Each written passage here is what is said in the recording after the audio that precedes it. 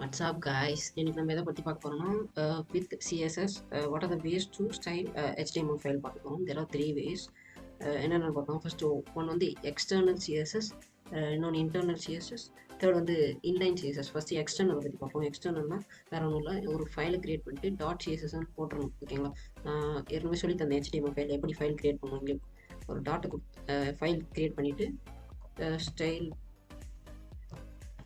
style.css கொடுத்துட்டு enter எடுத்துக்கோங்க. Because நான் ஏற்கனவே அந்த ஃபைல் வச்சுருக்கேன். ஸோ அதால் நான் style1.css கொடுத்துருக்கேன். ஓகேவா?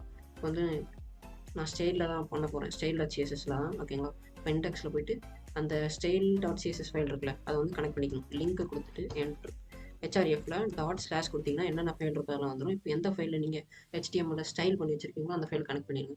இப்போ நான் style.css கனெக்ட் பண்ணுறேன் பாருங்க. style.css வந்து ஓப்பன் வித் லைவ் சர்வர் கொடுக்குறேன். லைவ் சர்வர் கொடுக்குறேன். ஓகேங்களா? இப்போ வந்து ஸ்டைல் பண்ணி காட்டுறேன் பாருங்கள்.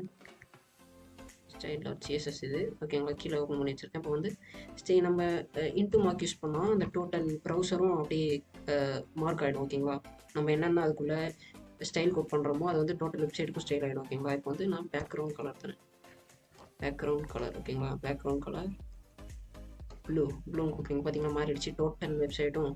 இப்போ வந்து இது வந்து எக்ஸ்டர்னல் CSS ஃபைல். ஓகேங்களா? இப்போ வந்து இன்டர்னல் பற்றி பார்ப்போம். இந்த கனெக்ஷனை ரிமூவ் பண்ணிட்டா எல்லாம் போயிடும்.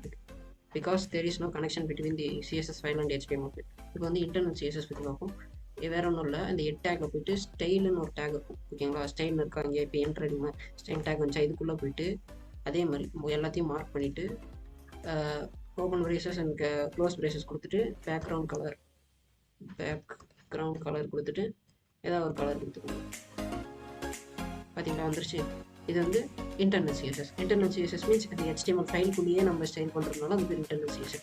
இன்லைன் CSSனா பார்த்தீங்கன்னா இப்போ நம்ம பாடி டேக் இருக்கா, இந்த பாடி டேக்குள்ளே ஏதோ ஒரு டியூ டேக் யூஸ் பண்ணுறோம்னு வச்சுக்கோங்களேன்.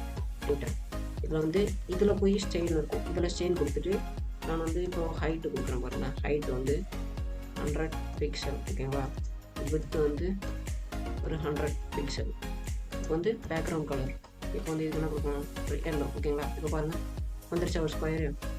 ஏன்னா நான் 100 பிக்சல் கொடுத்துருக்கனால அது வந்து ஒரு ஸ்கொயர் ஷேப்பில் வந்துருக்கு. இதுதான் இன்லைன் CSS. அந்த டேக் கொடுக்கறதுனால, அந்த டேகுக்கு ஸ்டைல் கொடுக்கறதுனால அது இன்லைன் CSS.